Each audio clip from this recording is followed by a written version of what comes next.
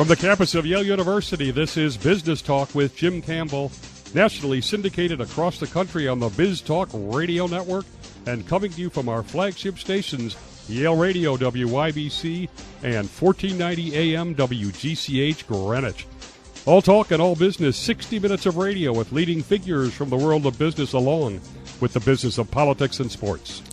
An entertainment show today, first to Hollywood inside the powerful creative artist talent agency from Michael Ovitz to Tom Cruise. And then as the NFL season kicks off, we look back at the 1986 New York Giants Super Bowl season from Bill Parcells to Lawrence Taylor.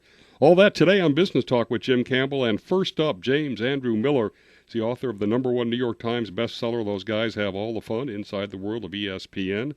And then live from New York, the complete uncensored history of Saturday Night Live is told by its stars, writers, and guests, and running in place inside the Senate. His latest book, just out, Powerhouse, The Untold Story of Creative Artists Agency. Welcome, Jim. Good to have you here. Thanks for having me, Jim. And you interviewed 500 people, oral history. It's kind of amazing. How did you get this? Is this the first time that CAA has really let itself go out, and certainly Michael Ovitz, and sort of be public? And are they as ruthless as we hear?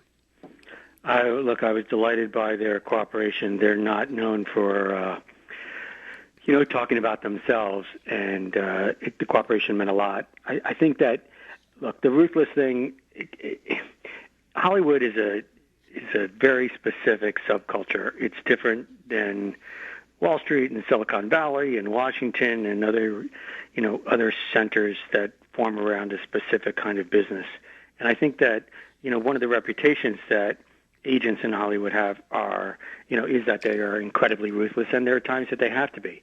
I think one of the things that I've been delighted to hear from people who have been reading the book over the past 2 weeks is they never really understood what an agent was. They certainly didn't even know what the initial CA were. But they were amazed at, how their business intersected with their lives and how often, and what these people actually wind up doing for a living. We mainly do a lot of Wall Street stuff on this show, and I was intrigued by Michael Ovitz. Reminded me in his secrecy, in his incredibly financial success that he built, like a Michael Milken. Yeah, I think that's true. I think, Ovitz is an outlier. There's no doubt about it. He went from, in 1975, when they started CA, there were 5 of them who left the William Morris agency. He was the youngest and the least experienced. Within a decade, he was being called the most powerful man in Hollywood. So one of the things that I try and do in the book is chronicle just how he got to do that role, but more importantly, how the agency got to be so dominant. And, I think that there are characteristics of people who are incredibly driven, who want to amass power, who want to have influence, and, as Ovitz says in the book, want to make a lot of money. And I think that those are on full display in the book. They definitely are. Explain to me this, because I've always been intrigued by it. This is a Hollywood agent kind of thing. What does starting in the mailroom mean? It literally means starting in the mailroom, which is to say that you're sorting mail, you're making deliveries. There's some pretty funny stories that people told me about when they were in the mailroom and delivering things to stars' houses and scripts. And this is, back before email and stuff. So the notion of starting in the mailroom was a lot more complex then. And basically, in some kind of weird way, the agency business acts as a meritocracy, because in order to get out of the mailroom, in order to become an assistant on the desk, in order to do those kinds of things, you have to show yourself, and you have to prove yourself. And it's not an easy climate it's not for the faint of heart.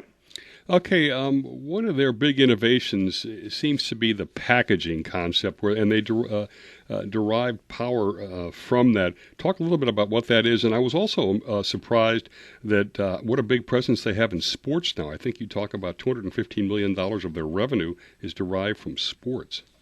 Well, starting with the sports thing first, one of the things that was most interesting to me during the reporting of the book was that in 2015, CA Sports became the #1 revenue generator in the agency, more than movie business, more than the talent business, TV business, more than the music business, and more than CA marketing, So, I mean, what we're talking about is an explosive growth in the sports business for CAA over the last 10 years since they founded it.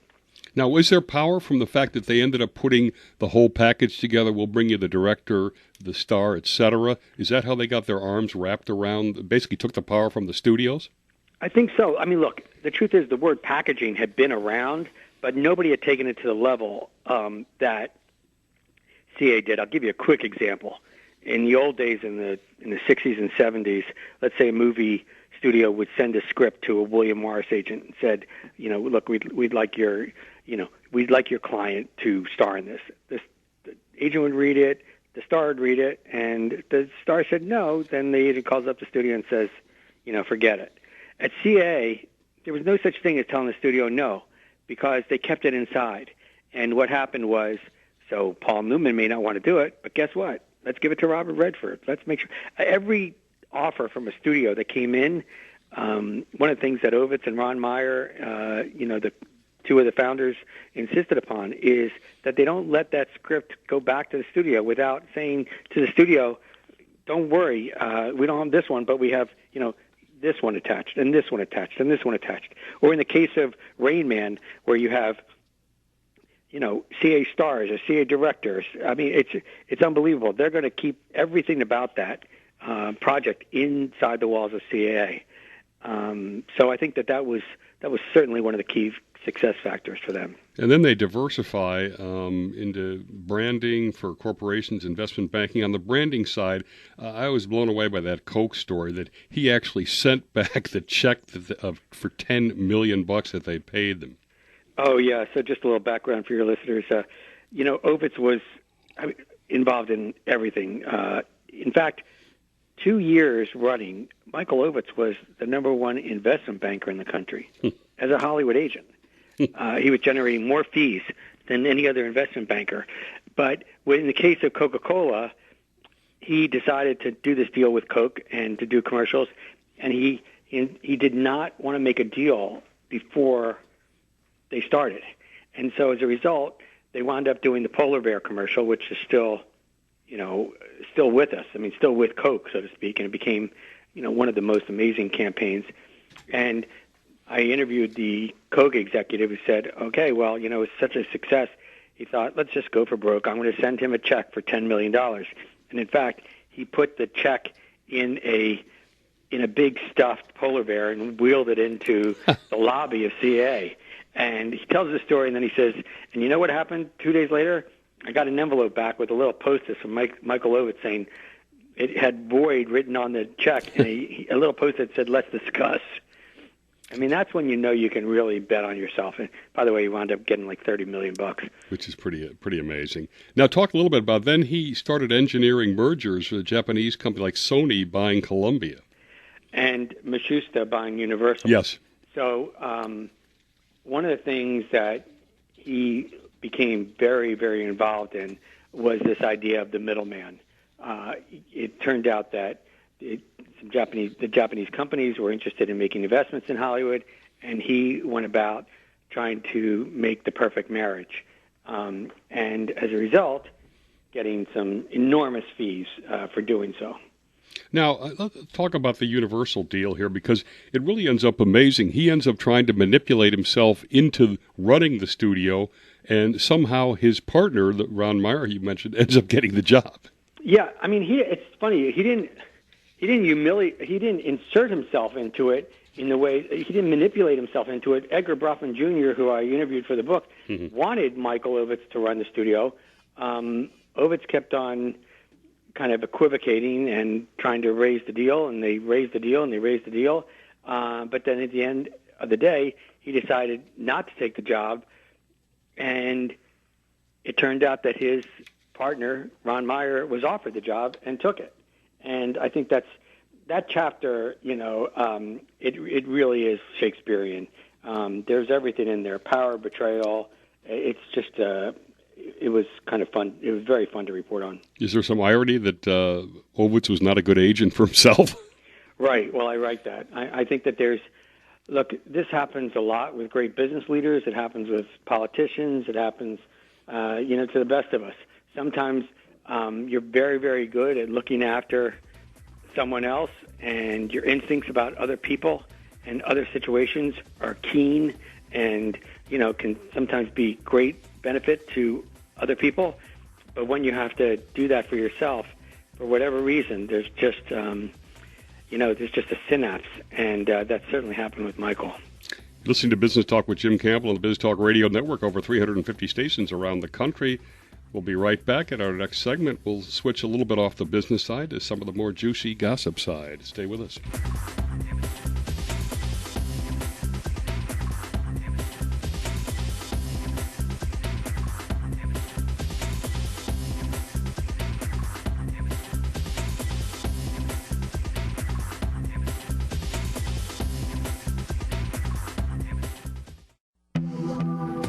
We're back with author James Andrew Miller on the Hollywood talent agency CAA.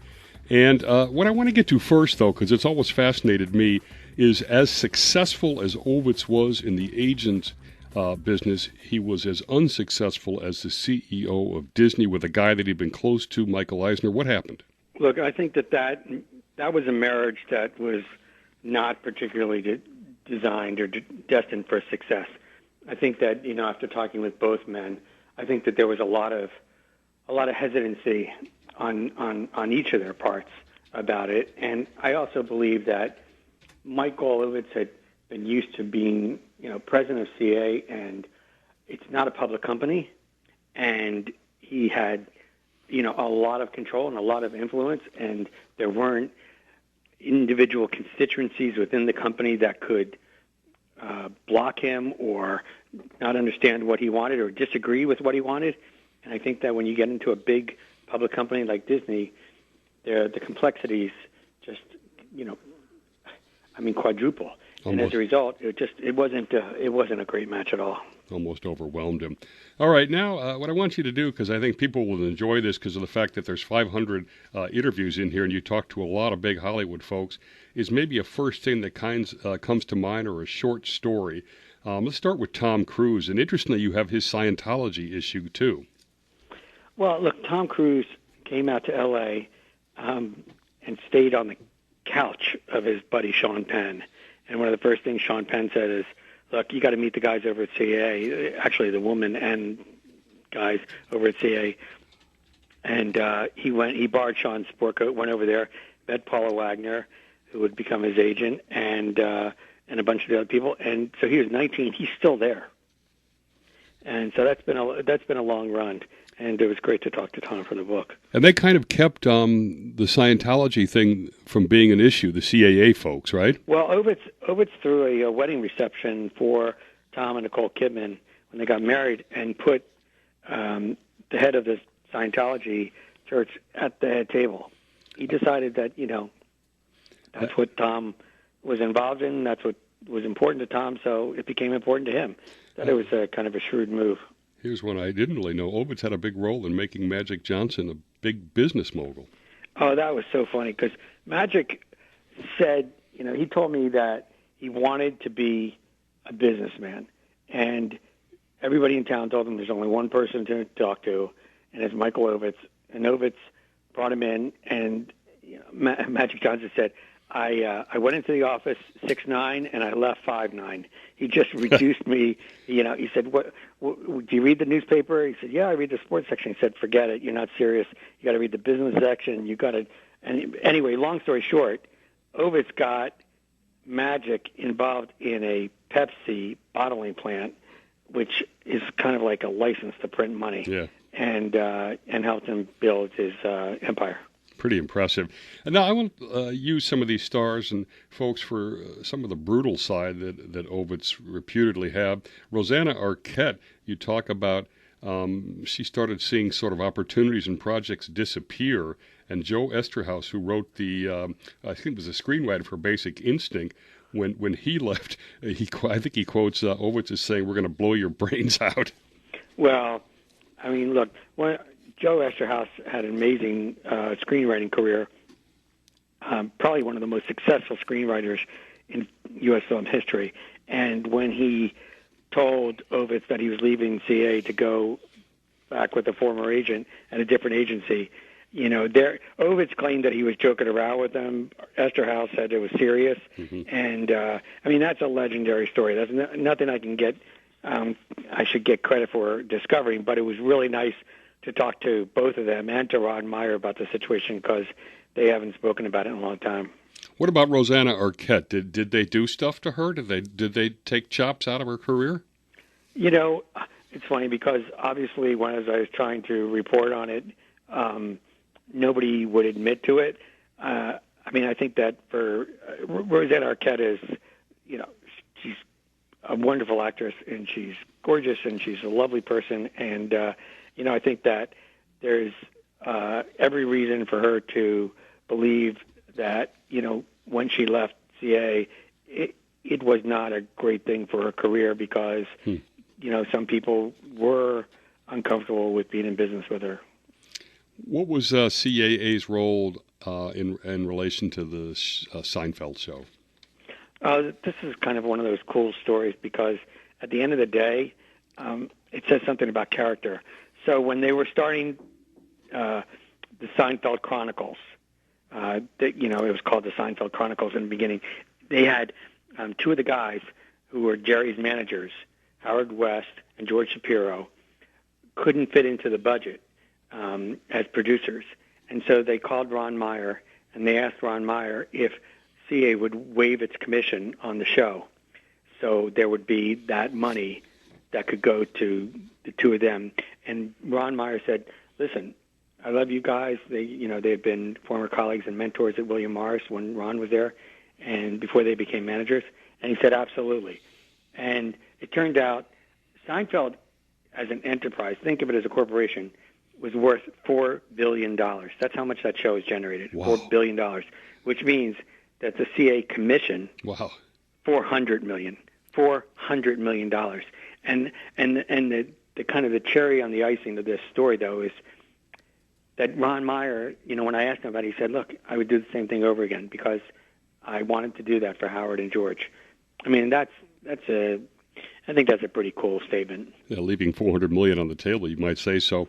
Now, as we get down to the end, I'd like to find out what's Ovitz up to now. You don't hear much about him anyway. I know he formed this AMG, which had a different vision. How has he been successful? Since AMG, he's been doing a lot of investing and a lot of activities in Silicon Valley. And I think he's been, very successful financially. I think he's obviously decided to go on a more private, less visible route since his departure from having such a big role in Hollywood, and I think it works for him now. How about CAA now? Have they been successful, just as successful without him? And of course, they've got a lot more competition now. Ari Emanuel in particular. Yeah, look. The guys who are running CAA right now, Richard Lovett and Brian Lord and Kevin Uve, they've been there longer than Ovitz and Meyer were. They're in their 21st year, and they've been enormously successful. And I think that, just their decision to branch out into sports and marketing and still very, very, they have an amazing client list, and those guys have a lot to be proud of. Now, as we get down to under a minute or so, how is the future looking? We TVs and movie, to me, would seem to be declining versus all these platforms like Netflix and Amazon. How do you see things going and as it relates to the agency business? The reason why TPG, which is one of the great private equity firms in the country, now owns 52% of CAA is because they believe the content universe is unlimited.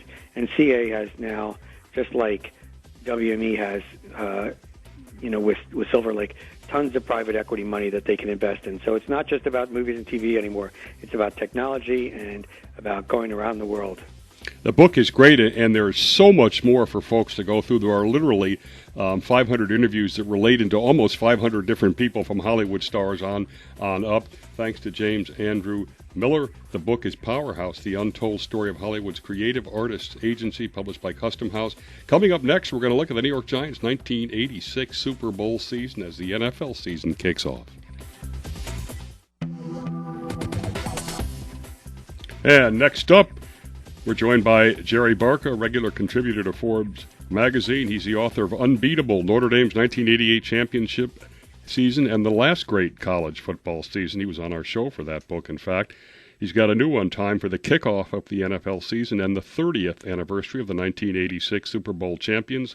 That's Big Blue Wrecking Crew, Smash Mouth Football, a little crazy, and the 86 Super Bowl champion New York Giants. Welcome, Jerry. Thanks for having me. I should say welcome back.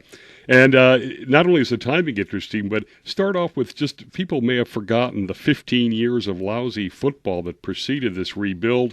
And as ironically, we're kind of in a current little bit of a malaise, not as bad as the other, but several 6-10 seasons. Go ahead. Yeah, I mean, the Giants in the 1970s, if people forget, it was really embarrassing. I'm telling you, these 6-10 seasons that the Giants have faced now have nothing on what went on in the 70s between drafting guys who couldn't really even have a cup of coffee in the NFL to trading picks away that gave the Dallas Cowboys a future Super Bowl MVP. It was really, really bad, and of course that all culminated in what Giants fans will call the fumble, and what everybody else knows as the miracle at the Meadowlands, where basically the Giants invented a way to lose a game. The Eagles had no timeouts. And instead of just falling on the ball, the Giants said, hey, we're going to run some plays here, and they fumbled away the game. It was really incredible, and that was really, for me, that's the rock-bottom moment that starts the build of this championship team. And at the same time, the Maras weren't even speaking to each other in the front office. That is correct. So that all became public after the fumble happened. Then everything, that kind of broke the dam open. The offensive coordinator who made that play call got fired on the spot in the locker room after the game. And then finally, a few months later, it had trickled out that Tim Mara and Wellington Mara were, feuding, not speaking, couldn't agree on who would be a coach, who would be the GM. So Pete Rozelle actually had to step in and make the call and recommend George Young. And actually in the book, what happened is, what I found out in researching it, is Wellington Mara actually recommended George Young, but said to Pete Rozelle, you have to come out with this recommendation, because if Tim Mara knows that I've recommended him, he's just going to say no to him because I recommended him. So it's that's I think an interesting detail that people might not know. I did not know that. Let's jump into the rebuilding process now. Ray Perkins comes in, but what comes out of your book, which is interesting, is Ray Perkins really helps drive the culture change, but doesn't really gain the respect of the players like Parcells. Is that correct? That is correct. Ray, he did what the Giants needed him to do. I mean, before Ray Perkins was there, you'd have guys would go to their meetings, their position meetings. Then at lunch, they'd go out and have liquid lunch on Route 17 in New Jersey, and then they'd come back and not want to practice hard. If you practiced hard, you were ostracized then. Amazing. So he came in and shifted that around immediately. But he was almost, what it ended up being is almost stern to a fault, because he began to alienate players in a major way, like a George Martin, just in the middle of the locker room, comes out, and George Martin is this leader on the team. He's a married guy. He's a family man. He's the type of guy you want as a leader in the locker room. And he just calls him out and says, you're not getting it done.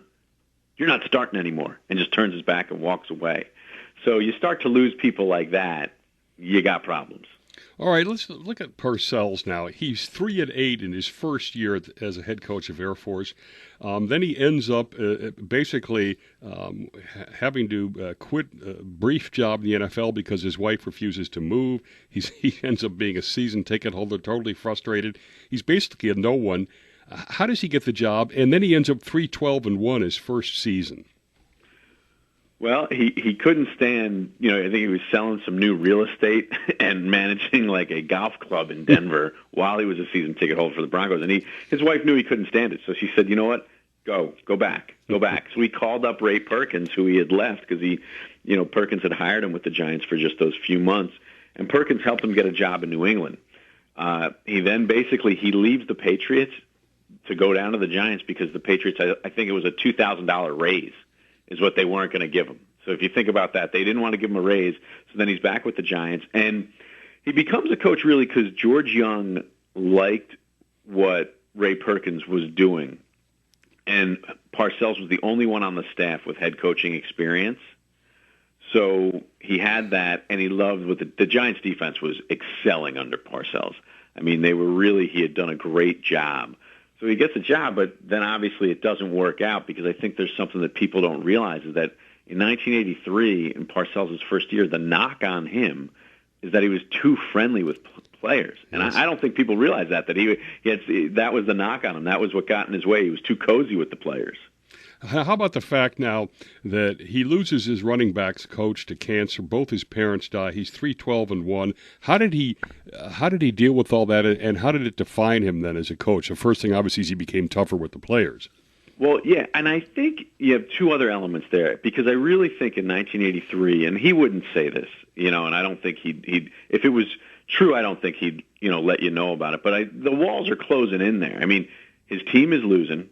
He loses a coach to death. His mom dies. In the same kind of 10-day period, his mom dies. George Young calls down to the University of Miami to see if Howard Schnellenberger is interested in becoming the coach. And the reason Parcells finds out is because Howard Schnellenberger and Parcells have the same agent. And then during the same period, Lawrence Taylor, his best player, signs a contract with Donald Trump. So everything's coming undone. And I think for Bill, he did say, look, this changed the course for me. This defined me as a coach, because he said, look, they're going to get me doing it my way. I'm not going to be friendly. He think, really in his maturation, he thought he was acting as a head coach should be versus doing it the way that he was most comfortable with. And then the way he was most comfortable with was, you're going to be on my page or you're not going to be on this team. And we're going in one direction, and we're going to be winners. And if we're not winners, then fine, fire me. But we're not going to be winners doing it my way. Either way, it's going to be the Bill Parcells way. Talk about, because this is also interesting, Phil Simms didn't realize that he was poor, and of course, I don't know how he made it out of Morehead State to the 7th draft pick, if I have that right. Talk a little bit about him. Well, you do have it right, and Simms' story, I find, is really intriguing, because I don't think a lot of people know it. I mean, he grows up one of 8 kids. Parents were factory workers. He and his brothers had paper routes. I mean, he was 7 years old delivering newspapers, getting up at 5:30 in the morning, because if they needed school supplies, he had to buy them on his own. And there were Christmases with nothing under the tree. And it was funny, when I interviewed him, he said, this is stuff my kids don't even know. And he said to me, don't, this isn't a poor man's tale. Please don't make it out to be that, because it was just the life that he knew. Mm-hmm. And then out of Morehead State, it's interesting. I mean, obviously today, Phil Simms' talent, everybody would know about it. But an NFL scout spotted him, put it on one of the reports, and the word got out there. And more than 20, there were 28 NFL teams then, more than 20 ended up visiting him at Morehead. So he knew it was coming. But I think there was such a lack of NFL coverage then that when he gets drafted in New York, it's this Phil Who situation. Lawrence Taylor now, a couple of things. One, do you think Parcells gave too much willful blindness to his behavior, his drug problems, or he needed that creativity to be who he was? And secondly, there's great stories of him hanging out with mob figures in your book. Well, yeah, so I'll take the first one. I think Bill Parcells, and it's a place where he got annoyed with me. I spent 2 hours interviewing him, and it's a place where he got annoyed with me, because I think he's answered this Lawrence Taylor question, for years. Mm-hmm. And I think from Bill Parcells' perspective, he did not, yes, number 56 got different treatment, but I don't think it was this willful, we're going to let things go. I don't think the Giants organization feels that way either. I think Bill was the first, he headed up the intervention where Lawrence went to rehab the first time. He cares greatly for Lawrence Taylor, and I think that what happened in the early 80s and the proliferation of cocaine going from a white-collar drug to a blue-collar drug and being available everywhere in the 80s, the NFL wasn't prepared to deal with that, and Parcells went to great lengths in talking to addiction psychiatrists. He checked himself in as an outpatient. Yeah, that was interesting. Yeah, in Jersey. So Parcells, I think he did care. I think there's, beneath the gruff and the Parcells guy nature, he does have a genuine care. And I think, look, I talked to addiction psychiatrists to do the book just so I could understand what it was, because I knew this was an issue in the NFL at the time. And there's not a lot you can do once addiction takes hold. And the thing is, there's Lawrence Taylor, there's a couple other guys in the book. they thought, this super ego of a 20-something who's an athlete in New York, they think they're going to control the drugs, but eventually the drugs take control. Very interesting. In fact, that was a revelation in the book, how bad the drug problem was. You're listening to Business Talk with Jim Campbell from our flagship stations, Yale Radio, WYBC, and WGCH here in Greenwich. Coming up in our last national segment, 4th and 17, 22 for 25, the Super Bowl win.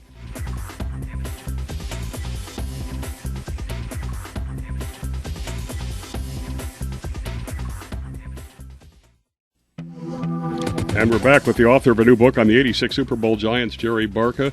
And we'll talk now about the team of destiny, 86, that won the Super Bowl, and a lot of things that loyal fans remember, 4th and 17 and 22 of 25. Tell us about it. Well, 4th and 17 in an absolutely critical game up in Minnesota. The Giants are a 2-loss team. They're down to the Vikings. The clock is running down, and they face a 4th and 17, and Phil Simms drops back and connects with Bobby Johnson for the first down, a 22-yard completion. They hit the field goal. They win the game, and it meant so much because the Bears finished that year 14-2, and who knows if the Giants lose that game. They still had to play Denver, Joe Montana's 49ers on Monday night, and go down to Washington and play the Redskins, who finished only with 4 losses. So it was really critical to the Giants having home field and getting on a roll. And it's interesting because where Phil Simms was before that game, his confidence was shot. He had come off 2 games against the Eagles and the Cowboys where he had his lowest passer ratings. In all of his career, he would never get lower than those games. And he said, my confidence was shot. And Parcells had a conversation with him that really picked him up. And even Bill Belichick, who was a defensive coordinator, pulled him aside as he was leaving the facility late one night in the week preparing to go out to Minnesota, said, hey, you're a good quarterback. Don't worry about everything. Just go do your job. And, of course, he completed that unbelievable 4th and 17 that actually turned the game around. 22 of 25 now. It's incredible because Simms, has had this sort of up and down year, and he gets rolling. He doesn't throw a lot of passes in the playoffs because you're playing in the freezing cold in New Jersey in January. But he gets out to Los Angeles. The Super Bowl that year was played in Pasadena, and he said, I don't know. I think the weather just made I didn't have to worry about the ball slipping out of my hand. We're playing on grass. It was nice and warm. And he knew 2 days before the Super Bowl, he was throwing it so well. Parcells said, hey, save some for the game. I mean, he knew. He went to Catholic Mass that Sunday morning, and he's driving in a taxi to the stadium, and he's telling his lineman in the car, he's like, I'm going to have a great day. I'm going to have a great day. And he ended up completing 22 of 25 passes, as you mentioned, 88% completion percentage, still the highest in Super Bowl history. And I'm telling you, you go back and you watch the film, and it's even better than that. His timing, his rhythm, he's getting the ball out of his hand in less than 3 seconds, putting it on point. And 2 of those passes, one went through a player's hand, and the other, a receiver got tripped, and they didn't call pass interference. So you could have had 23 of 24 or 24 of 25 there. Wow. So, of course, the Giants win 39-20, carry Parcells off the Gatorade bath. Was there stuff in that game or that you would say that might not be known by loyal Giants fans? Well, I think there's a couple things there. One is the Giants are down 10-9 at halftime, and they are completely confident they're going to win the game. Yeah, that's interesting. They go in and half losing, and they know they're going to win. And then in that opening drive, they go for not a fake punt. They line up in punt formation and get into they motion into a regular offensive set from there. And the call on the sidelines there, they had this thing where they would call Arapaho, which is a run, a hit, a run, a pass, a hit on the enemy. And Romeo Crennel was the special teams coach, so he's calling that out to give that signal out. And I thought it was very interesting because I think if you look at Bill Belichick now in New England and some of the things he does with nuanced formations, I think you see the core of always looking for that edge in competitive play that still exists today. That people didn't think about it back then, but it happened. So I think that is really interesting, and it lives on today. The other thing we talked about 4th and 17, and Bobby Johnson was the wide receiver who made that catch on 4th and 17, and he was a player who was developed a strong addiction to crack cocaine during the '86 season. And he cried at the end of the Super Bowl. And, of course, you got guys crying, and they're living their childhood dream, and it's this pinnacle of years of effort. But he cried because he knew his addiction had become so much that he was no longer going to be a Giant. Other interesting point is he ended up homeless at one point. Yeah, he ended up homeless. The hands that made that catch in a factory accident, he lost 3 fingers working in a pencil factory years later. Wow. So, and of course, people may not remember this, but it was the first "I'm going to Disney" for the winning quarterback. Let's talk about Belichick now. Basically, that weak side blitz with LT revolutionized the NFL, the blind side. But George Young didn't think he was head coach material, and then he quit the Jets. Was he trying to get out of Parcells' shadow, and why didn't Young think he was head coach material? Young just didn't think, he had the personality. Young really wanted Tom Coughlin to coach the Giants when Parcells left in 1990, but Tom Coughlin had agreed to coach Boston College and wasn't going to back out of that. So that's how the Giants end up with Ray Handley. And then I think what went on with the Jets, yes, he was trying to get out of Bill Parcells' shadow. Not shadow. That is more like a metaphorical thing. Mm-hmm. I think he didn't want to be under his control. I mean, Bill Parcells wanted control. And so even if you were the coach, you were going to be Parcells' coach and not your own guy. All that, I mean, there was a rift there, but that I think is that rift is healed at this point. Now, it's interesting. I didn't really realize this, but Parcells, there was a chance he was going to get a second stint in 1997 that George Young blocked. I want to get your comments on that. And I always thought, tell me if I'm off the wall, that Ray Handley was the wrong guy, but Young picked him to show this is an organization where you can plug in a winning coach. It wasn't just Parcells. Little ego there. Well, a couple things. If there were cell phones back in 1997, Parcells would have been the coach of the Giants. Just to get to that story quickly, George Young made the offer, and John Mara couldn't run down the hallway fast enough to say that the Tisch family and the Mara family had agreed on Parcells. So once the offer went out to Jim Fossil, the Giants, as a matter of business policy, weren't going to pull it back. And, as far as Ray Handley, Parcells left in May. He left after the draft. So there was little that George Young had to choose from, especially when Coughlin wasn't going to leave BC. So, and George Young was an academic. Here's a guy with a master's degree and credits toward another master's degree. He loved Ray Handley with that Stanford amazing mind. So it kind of fit George Young's personality. All right, we're getting down to the end. So let's go to today. Do you think that replacing Tom Coughlin when Ben McAdoo will end up being a good decision? I think Giants fans hope it's going to be a good decision. That's really hard. I hate being the guy that predicts things. Mm-hmm. I think it's got a shot. But I think Ben McAdoo's got an interesting season ahead of him. I think it was, I have a great appreciation for Tom Coughlin, who he is as a man, mm-hmm. and what he accomplished belongs in the Hall of Fame. But I think, we're comfortable with it was time to move on. It's going to, hey, now it's Ben McAdoo's deal. You're in the big time. You're in the Big Apple. Are you going to deliver? That I think we'll see. That's a great book that you put together, and it really removes from the lexicon long-suffering Giants fans. Thanks to Jerry Barca, Big Blue Wrecking Crew, Smash Mouth Football a Little Crazy, and the '86 Super Bowl champion New York Giants. This has been Business Talk with Jim Campbell. Our next show, we're going to do an investigative look into the Clinton Foundation after we've done 2 shows on Trump's fitness to be president. Thanks to James Andrew Miller on Hollywood and Jerry Barca on the NFL Giants. Thanks to our national audience. See you next Sunday on Business Talk with Jim Campbell. And you're listening to Business Talk with Jim Campbell. This is segment 5, our overtime segment. And we're going to go back in Giants history. Little known fact, Vince Lombardi and Tom Landry, 2 of the iconic coaches in the NFL history, started out as coordinators on the New York Giants. We just finished an interview with Jerry Barca on the 1986 season. Now we're going to go back with Ernie Palladino, who covered the Giants for 20 years and wrote a book on Lombardi and Landry. While they were with the Giants, Vince was the offensive coordinator, Tom Landry the defensive coordinator. Ernie Palladino, Giants history. Next.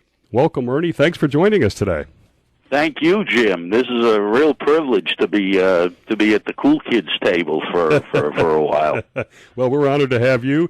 Tell us, it just sounds like a tremendous amount of fun to do this book. Where'd you get the idea, and tell us about how you put it together?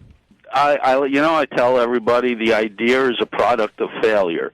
It came out of a failed proposal. I had done a magazine article for Maple Street Press That's kind of like a Street and Smith's yearbook type thing that's focused on the Giants in this case. And I'd done a piece on famous defensive lieutenants of the Giants, starting from Tom Landry and going through Belichick. The impetus being that Perry Fewell was coming in as the new defensive coordinator in 2010, so it was kind of based around that whole thing. After I'd written this, I looked at my notes and I said, I wonder if there's a book here. I'd never written a book in my life.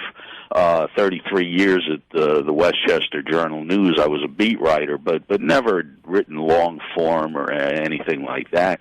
And I said, I wonder if there's a book here. So I wrote up a proposal, and my friend at the Daily News, Ralph Vacchiano, who had written Eli Manning, The Making of a Quarterback, introduced me to his editor at Skyhorse, the great Mark Weinstein, and he said send it to Mark. He's a good guy. He'll give you a fair read on it. So I did, and a month later, Mark got back to me and said, you've got 2 books here. One is never ever going to sell because it deals with a lot of the Giants' losing years. Nobody wants to read that.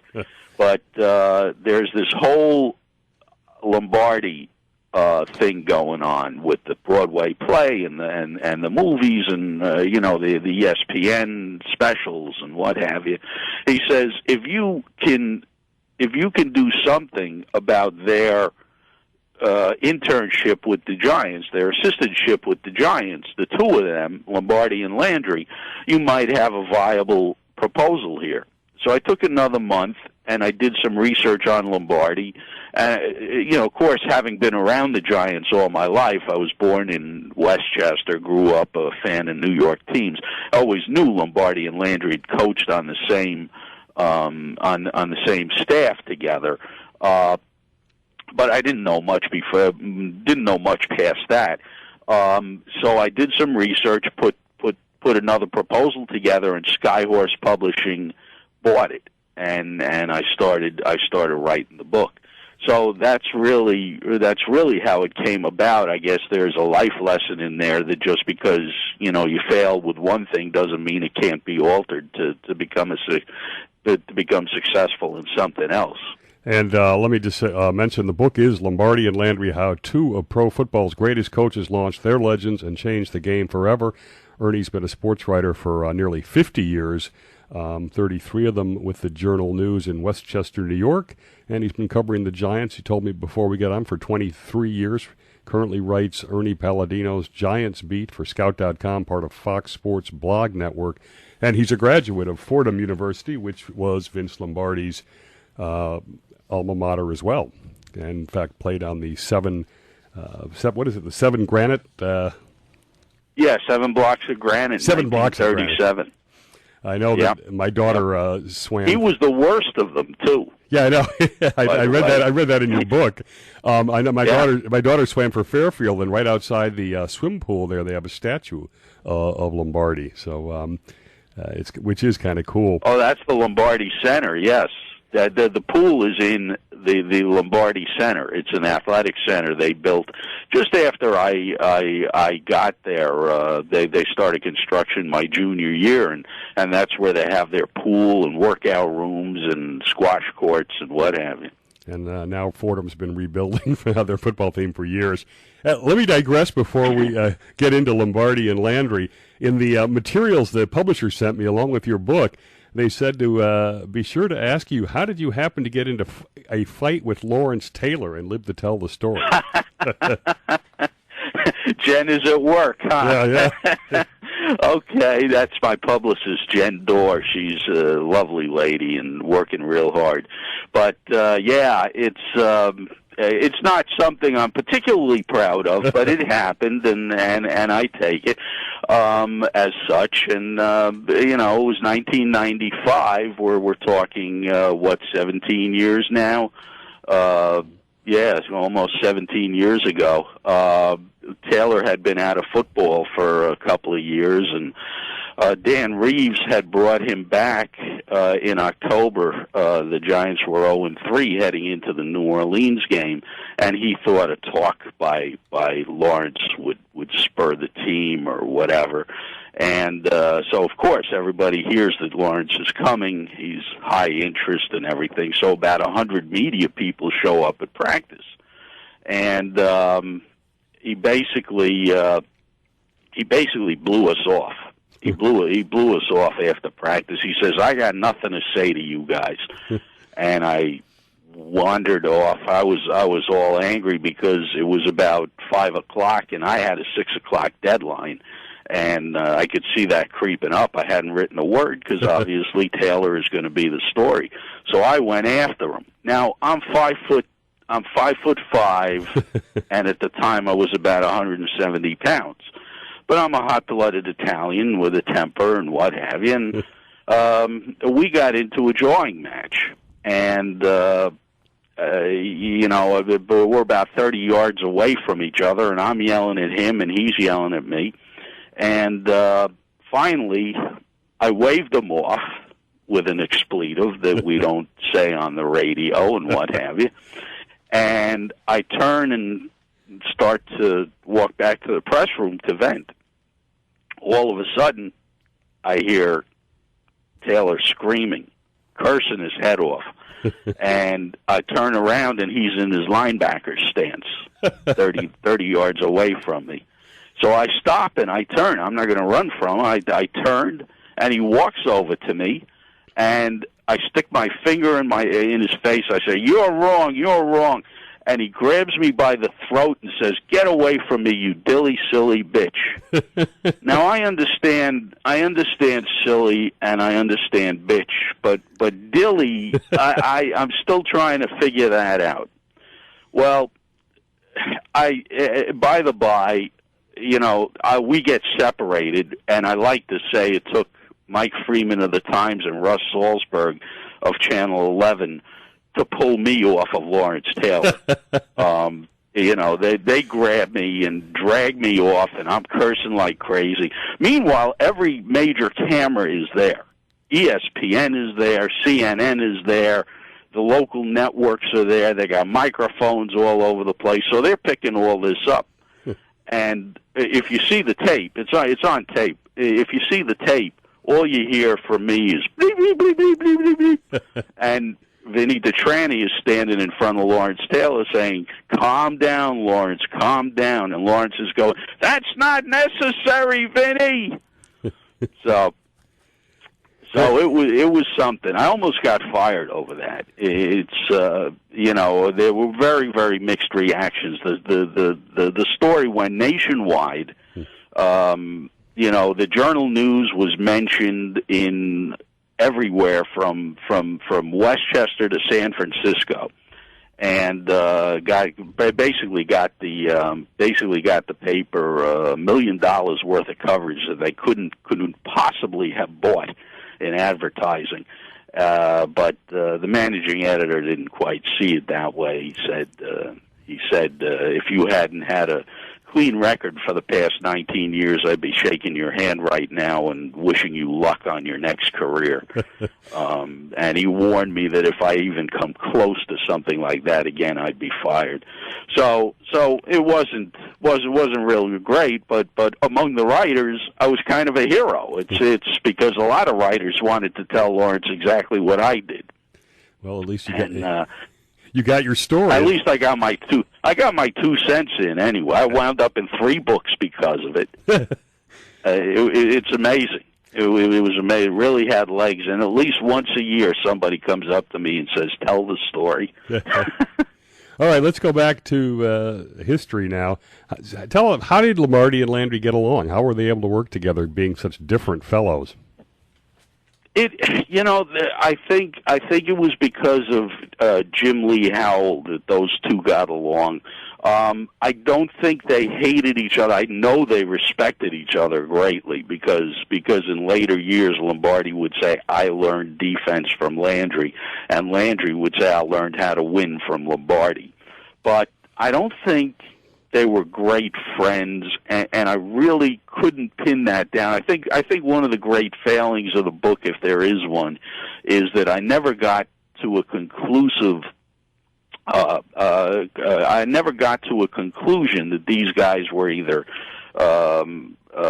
great friends or hated enemies, because the opinions were so divergent. Alicia Landry said that the families would get together, Sue Howell and Marie Lombardi, and her, and they would have a great time. And she loved Vince, or as he called him then, Vinny.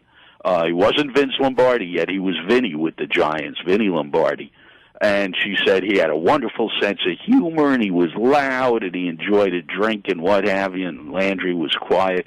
Pat Summerall told me he doesn't think they exchanged 3 words in the course of a season. So that's how divergent the opinions are, and I simply couldn't put a finger on that exact relationship, whether they were great friends or just I think it was more of a competitive respect that they had, and it was held together by Jim Lee Howell, because both of them would badger Howell for practice time and philosophical decisions to go their way, even during the game. When Summerall kicked that field goal, when Summerall kicked the field goal against the Browns in that won the season finale in '58, Lombardi didn't. Lombardi wanted to go for it on fourth and 10 after 3 incomplete passes, and Howell decided to send Summerall out for a very long field goal on a very bad day. So they were constantly at Howell to have their units favored, and Howell managed to handle those egos so that there were no hard feelings, or because obviously in decisions like that, one side wins, one side loses. But he managed to balance things so that those two stayed at bay from each other. I think without Howell, they could easily have been at each other's throats. How did Jim Lee Howell have the confidence to basically outsource his job to both these guys? That's a good term that nobody has used before, outsourcing the job. That's exactly what he did. When Howell took over the Giants, they fired Steve Owen after the '53 season, and when Howell took over, he said, "I want to run this team like my business." He had a livestock farm in Lenoke, Arkansas, with his brother, and he said, "I want to run this team like the farm. I'm going to look at the big picture." And then, he wasn't a real strategy guy anyway. So he said, "I'm going to farm out the strategy. I'll let my assistants take an active part in it." And at this time, he didn't know who his assistants were going to be. He knew he had Landry there, but he didn't know the assistant was going to be Lombardi on offense. So he basically said, "I'll take the big picture, and let the assistants basically run the team." Sam Huff said, Jim Lee would read you the itinerary, and that was basically his duties. He'd read you the itinerary, and he'd chew you out if you were late for the bus. And even Jim Lee admitted, he said, "My main job here is to blow the whistle and pump up the footballs." You have a great story with Kyle Rote walking by all 3 of their offices. Yeah, up in Winooski, Vermont, St. Michael's College. He walks into the dorms one day, the coaching offices, and he walks by one door, and there's Lombardi breaking down tapes, and he walks by another door, and there's Landry breaking down tapes and doing his cerebral stuff, and then he walks by Howell's office, and he's sitting there reading the papers. Amazing. It was amazing. It was really, and you got to remember, this was unprecedented power that he gave. We don't see it today. We don't see that kind of power being delegated to both assistants today. Sometimes you have a coach where he's offensive minded, so he lets a guy like Belichick take the defense and he runs the defense. But you never see a coach hand off both sides of the ball to their assistants, even today. So this was quite revolutionary. Circling back now to where we started, to the Giants, how did the Maras, these two guys leave and Allie Sherman comes in, and then we end up with the famous 15 years of lousy football. How do the Maras sort of rationalize what happened, losing two of the greatest coaches ever? Well, it's tough. John Mara, the current president of the Giants, it told me that had Wellington kept Lombardi, John's childhood would have been a heck of a lot different than what it turned out to be. He wouldn't have had to suffer quite so many of the barbs that his schoolmates and co-workers gave him every Monday. Wellington called it his greatest mistake, losing Lombardi. Lombardi was really the guy Wellington wanted, too. They had become close personal friends. Lombardi is actually a godfather to one of Wellington's children. So Wellington really wanted Lombardi, but he was caught in a situation here. Jim Lee Howell had not given any intentions of any decision to step down after the 58 season. Of course, they lose the greatest game ever played. And, I think if they had won, it would have been a different story because Jim Lee would have retired right then. Jim Lee said he would have retired immediately if they had won the 58 championship game. But he didn't. Lombardi had been waiting around for an offer. Well, he finally gets this offer from Green Bay, and it's a good one, where he can run the team. He can be a law unto himself. And Landry, Mara encourages him to take it. He says, "Look, this is a good place," and he makes a deal with the Green Bay president, Dom Olenichik. He said, "Look, take Lombardi, give him the job, but if ever Jim Lee steps down, we want the first rights to talk to him and bring him back." Well, as time goes on, Jim Lee coaches the 59 season. They go back to the championship game. Now they've got 3 championship game appearances since 1956, and they win the 1956 championship. So you can't fire this man. Yeah. You can't fire him. Meanwhile, Landry gets the offer from the Dallas organization, and he goes, even before Dallas has the team. 2 weeks after Landry is gone, Jim Lee says 1960 is going to be my last season. And Wellington is furious. Yeah. Well, Wellington, why didn't you do this, 2 months ago when we would have had a shot at least keeping Landry? They probably would have had to have paid him an exorbitant amount because Landry wanted to go back to Texas. He's Texas born and bred. His wife, Texas. They wanted to raise their kids in Texas. So it's iffy if as to whether, he would have stayed or not. But at least they would have had a shot at him. Now they don't have Lombardi and they don't have Landry, and they're going to lose Howell after the 60 season. Howell leaves after 60.